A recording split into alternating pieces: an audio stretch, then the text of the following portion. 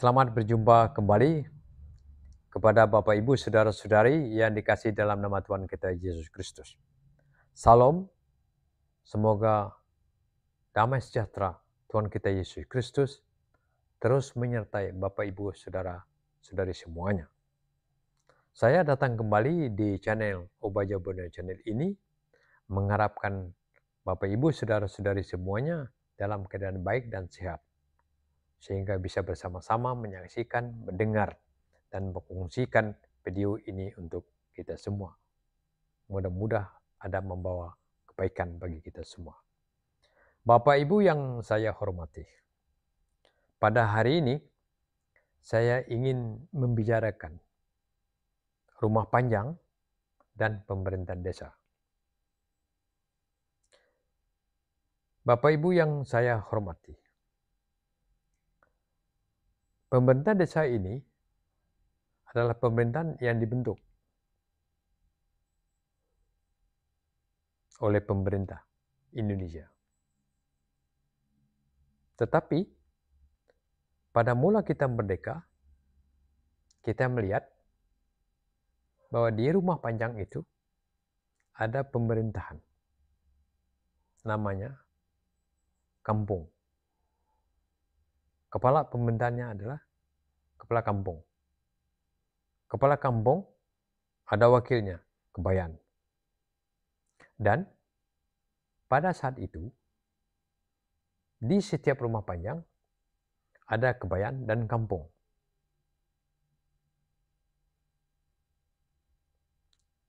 Di kampung ada kepala kampung setiap kampung.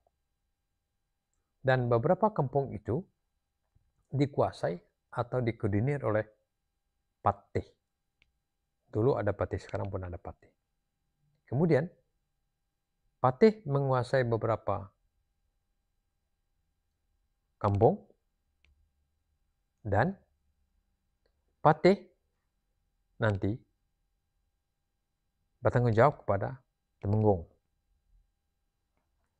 Pada zaman dulu, saya ambil contoh, sebelum adanya pemekaran kecamatan yang ada di daerah perbatasan. Di sana ada 4 kecamatan.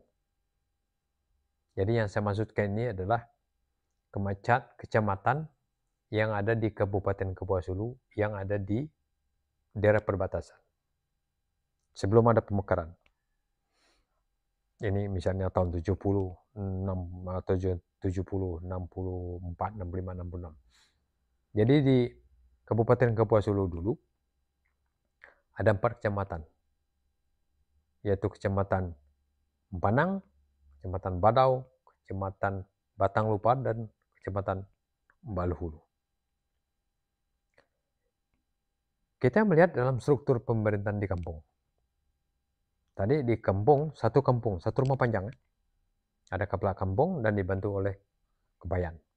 Beberapa kampung atau kepala kampung ini tadi, dia dikepalai oleh seorang patih. Mungkin 4 atau 5 rumah panjang dikuasai oleh patih. Dan satu kecamatan itu, rumah-rumah panjang orang Iban tadi, seluruh rumah panjang itu di bawah kekuasaan temenggung.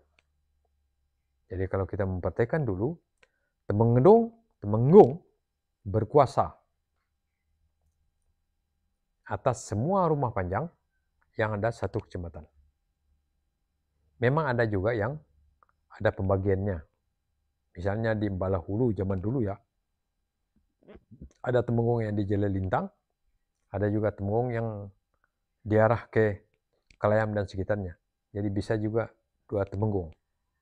Mungkin pada saat itu tergantung kepada kesepakatan masyarakat dan juga pemerintahnya pada saat itu. Nah, temenggung ini bagi bangsa Dayak Iban ini tadi, dia merupakan jabatan pemerintahan tertinggi bagi bangsa Dayak Iban. Karena temenggung dia mengepalai, ada wilayahnya, ada rakyatnya, ada pemerintahnya, ada aturan-aturan yang mereka guna pakai. Jadi Temenggung membawahi Patih, Patih membawahi kepala kampung, kepala kampung membawahi satu rumah panjang. Nah, sekarang kita melihat pemerintahan desa. Pemerintahan desa ini, yang dibentuk pemerintah ini, dia menggabungkan beberapa rumah panjang menjadi satu desa. Saya ambil contoh, desa di Sungai Abau. Desa Sungai Abau itu terdiri atas 5 rumah panjang. Rumah panjang itu adalah Sungai Sede, Sungai Iring, Sungai Luar, Sawah, dan Sungai Long. Jadi dia 5 rumah panjang. 5 rumah panjang ini dikepalai secara administrasi oleh kepala desa yang mengurus berbagai keperluan administrasi, apakah urusan administrasi pertanahan, urusan administrasi kependidikan, kesehatan, urusan administrasi yang berkaitan dengan kependudukan, atau urusan pemerintahan yang lain. Ini dalam rangka administrasi pelayanan yang diberikan oleh pemerintah desa kepada rakyatnya. Kalau kita melihat desa, di desa ini 2 lembaga dia, disebut pemerintahan desa. Kepala desa dan aparatnya, dan Badan Perwakilan Desa. 2 lembaga ini.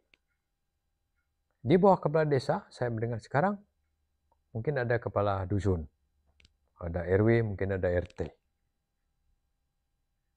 Strukturnya. Kalau dulu di kampung, itu kepala kampung ada wakil. Tidak mengenal RT, RW. Kita melihat secara administrasinya sekarang, secara kewilayahannya sekarang, dia akan bergeser. Mengapa saya katakan bergeser? Dalam kekuasaan. Pertama, kuasa di satu rumah panjang pada saat itu, sebelum adanya penggabungan desa menjadi desa, maka dia satu rumah panjang, kuasanya dikuasai oleh kepala desa, kepala kampung. Tapi sekarang beberapa kampung rumah panjang, kuasanya dikepalai oleh satu kepala desa. Jadi kalau dia 5 rumah panjang, kalau dulu dia 5 kuasa, kalau sekarang dia menjadi satu desa, menjadi satu kuasa. Jadi ada 4 kuasa yang hilang. Kuasa kewilayahan dia, kuasa yang lainnya, kuasa aturan lainnya, itu hilang.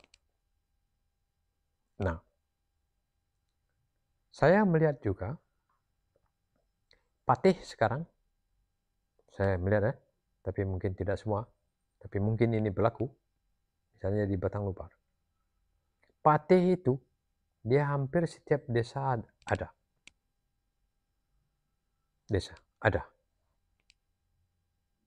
Hanya satu yang tetap, Temenggung.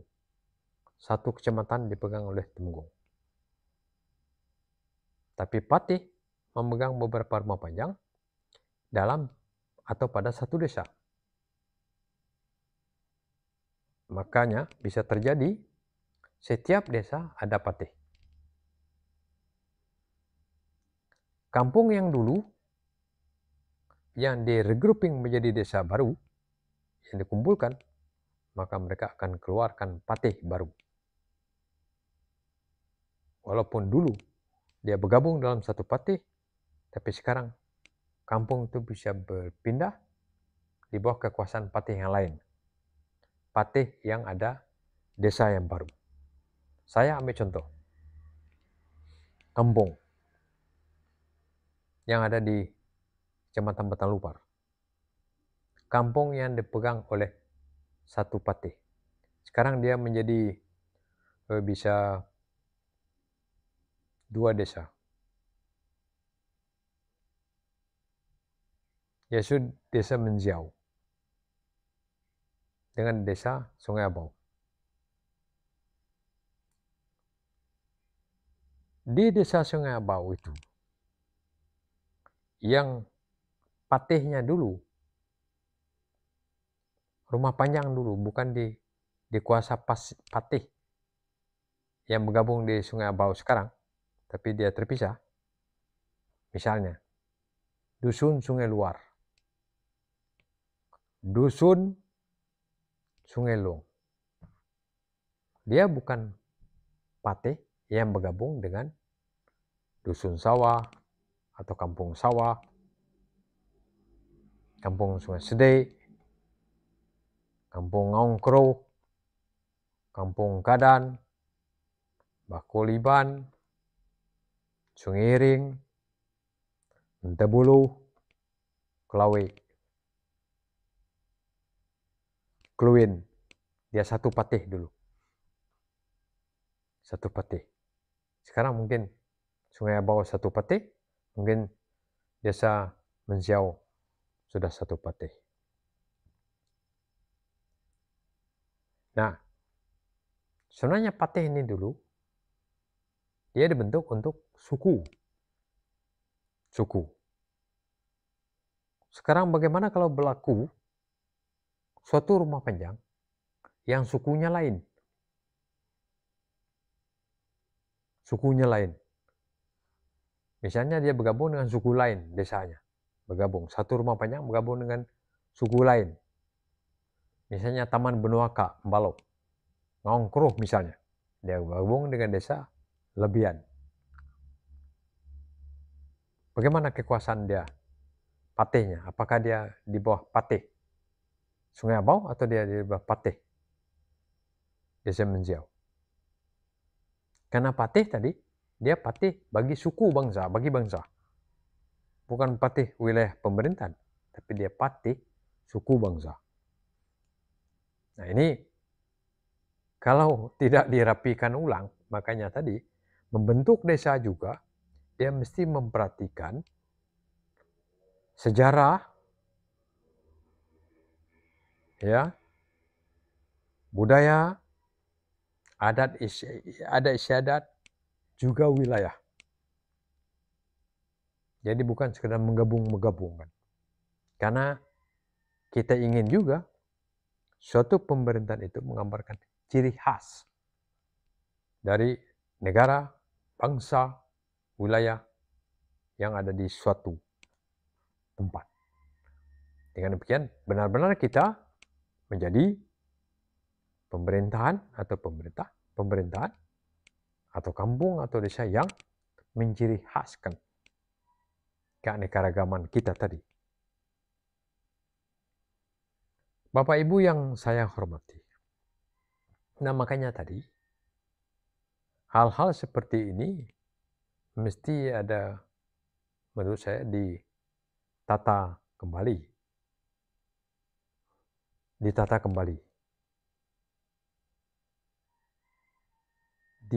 kembali, diformat kembali. Karena apa? Karena wilayah secara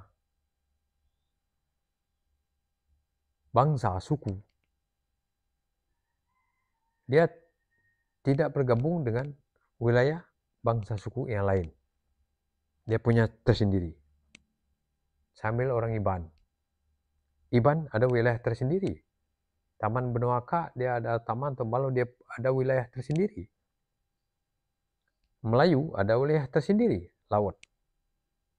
Nah, makanya tadi, kalau misalnya tadi dia tinggal di kecamatan, misalnya kecamatan, ibu kota kecamatan, yang berbagai macam-macam suku bangsa di situ. Macam mana cara mengatur patihnya?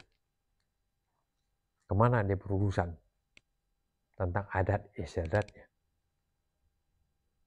Memang kadang-kadang memang kadang-kadang hal itu dikaitkan dengan di mana mereka berada.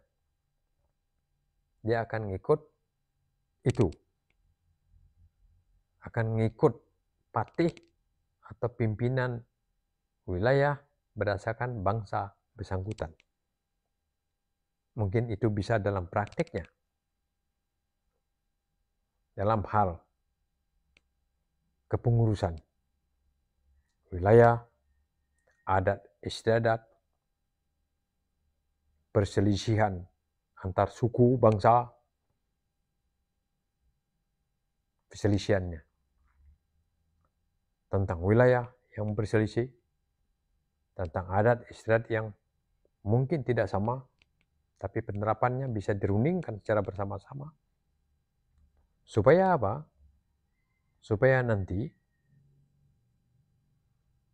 lembaga adat, fungsionaris adat ini saja, pejabat-pejabat yang memegang pada lembaga bangsa, suatu bangsa, suku bangsa, itu berjalan sedemikian rupa dengan lembaga-lembaga yang menjalankan roda pemerintahan yang secara administrasi menyangkut paut daripada rakyatnya. Ini mesti macam mana mengintegrasikan ini dengan baik. Supaya mengurus segala sesuatu tidak tumpang tindih. Alih tanggung jawab segala sesuatu tidak tumpang tindih. Jadi dia jelas.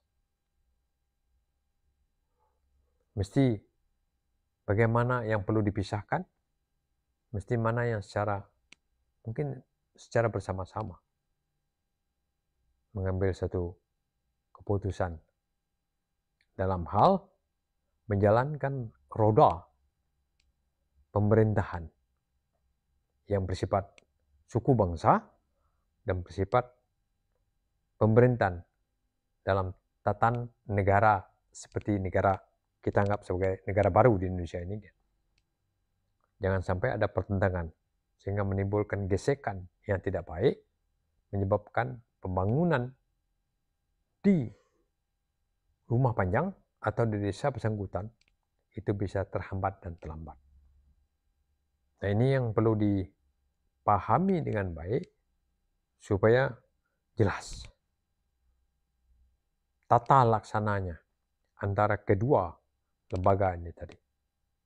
Patih Temenggung Kepala Kampung, pemerintahan desa atau desa, pemerintahan desa, kepala desa dan aparatnya serta badan perwakilan desa. Nah, itu sebabnya mengapa kalau kita menginginkan suatu kebersamaan atau yang disebut sinergisitasnya itu, kedua lembaga ini dia untuk saling mengisi secara betul sesuai dengan tanggung jawab dan kewenangannya, dan dia bisa berkolaborasi secara bersama-sama. Sehingga persoalan-persoalan yang berlaku dalam satu desa dan hubungan antar satu desa, satu rumah panjang dengan rumah panjang lain, secara kemasyarakatan juga dan secara kewilayahnya, dia berjalan dengan baik, dengan mulus.